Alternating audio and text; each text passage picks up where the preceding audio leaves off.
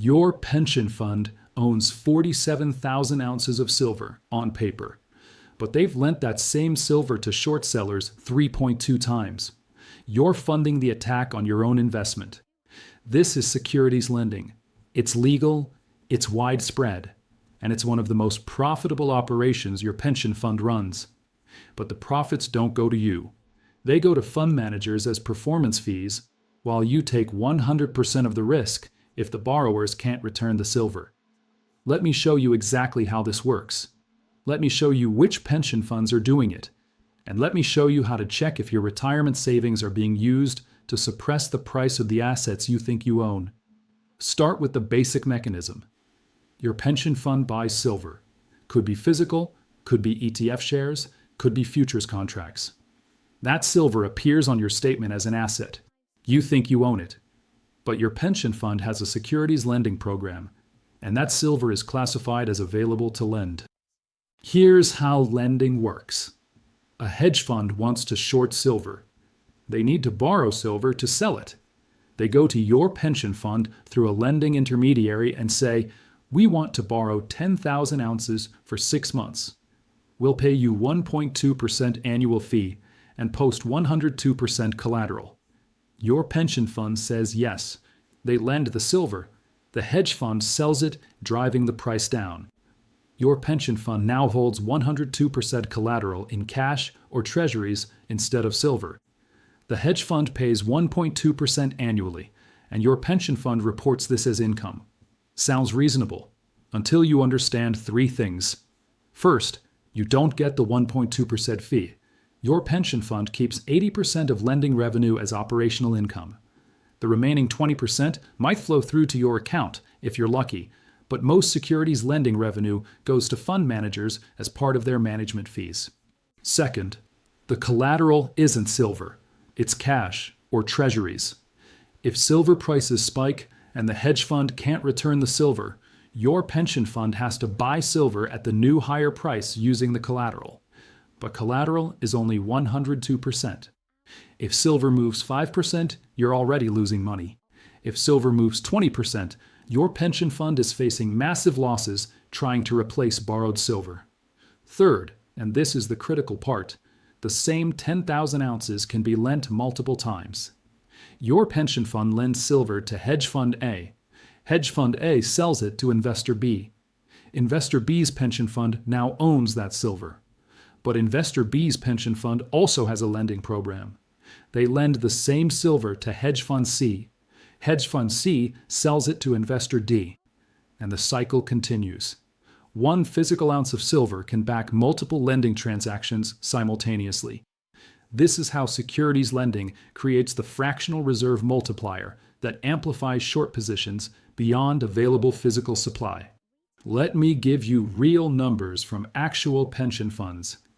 California Public Employees Retirement System, CalPERS, the largest U.S. public pension fund, reported $847 million in securities lending revenue in 2023. That's lending revenue from all securities, not just silver. But precious metals are among the most profitable lending categories because short sellers pay premium rates for hard-to-borrow assets.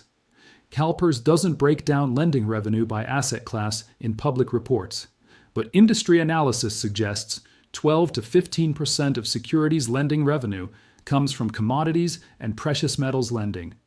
That would put CalPERS precious metals lending revenue around $100 to $120 million annually. Now here's the question. How much of that $100 million goes to CalPERS members? 0. Securities lending revenue is classified as operational income that offsets fund management costs. It reduces the expense ratio, but you don't see it as income on your statement. You take the risk. If borrowed silver can't be returned, your fund faces losses. But if lending generates profit, fund managers keep most of it through reduced expense ratios that they were going to charge anyway. But CalPERS is just one fund. Let's look at the broader picture. Teacher Retirement System of Texas, TRS, has $180 billion in assets and runs extensive securities lending programs. In 2023, They reported $156 million in lending revenue. Again, not broken down by asset class, but precious metals lending is a significant component. New York State Common Retirement Fund, $280 billion in assets, generated $89 million in securities lending revenue in 2023. Florida State Board of Administration, $243 billion in assets, reported $124 million in lending revenue. These are just the major public pension funds that report lending revenue. Most private sector pension funds don't disclose lending revenue at all, and even public funds don't break down which assets are being lent and to whom. This creates an information black hole. You don't know if your pension fund is lending your silver. You don't know how many times it's been lent. You don't know who's borrowing it. You don't know what they're doing with it. And you don't know what happens if they can't return it. But we can infer from market structure. The silver lending market is approximately 400 to 500 million ounces annually. That's the amount of silver borrowed and lent through securities lending programs each year. Most of this volume comes from institutional holders, pension funds, mutual funds, ETFs, insurance companies. If pension funds collectively hold 800 million ounces of silver exposure through various vehicles, and 500 million ounces are being lent annually, that's a 62% lending rate. On average, pension fund silver is being lent out more than half the time. But some funds lend more aggressively than others. Funds that run high utilization lending programs can lend the same assets multiple times per year as borrowers return and reborrow. A fund that lends 100% of its silver holdings 4 times per year generates 400% lending volume from 100% assets. This is how your 47,000 ounces of silver on paper can be lent 3.2 times. Your fund has 47,000 ounces of exposure, but throughout the year, they've lent those same ounces to short sellers repeatedly, generating lending fees that they keep, while you face the risk that borrowers won't return the silver. Now let's talk about counterparty risk. When your pension fund lends silver to a hedge fund, they're trusting that hedge fund will return the silver. The collateral provides some protection, but collateral is marked to market daily. If silver prices move violently, collateral values might not adjust fast enough. March 2020 provides a useful case study. Silver prices spiked from $12 to $18 in a matter of days. Many hedge funds with large silver short positions faced massive margin calls. Some funds were forced to cover shorts by buying silver at any price, but some funds couldn't cover fast enough. Pension funds that had lent silver to these hedge funds suddenly faced a problem. The borrowers couldn't return the silver. The collateral was worth less than the cost to replace silver at the new higher prices. Some pension funds had to buy silver at $18 to replace silver they'd lent at $12. The 102% collateral didn't cover the difference.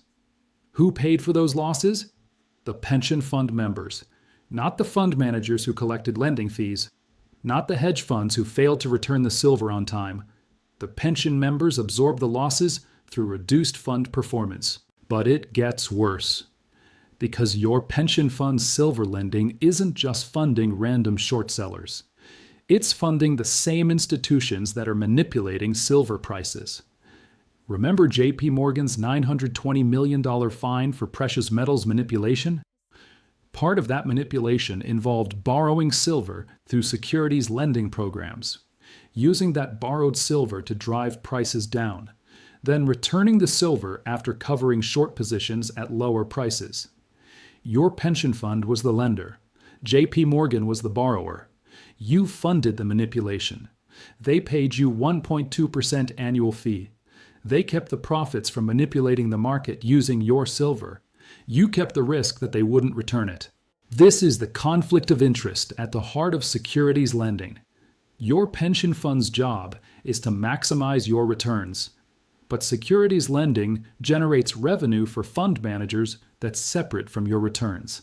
Fund managers profit from lending regardless of whether lending helps or hurts your portfolio performance. If lending your silver to short sellers suppresses silver prices, your silver holdings lose value. But fund managers still collect lending fees.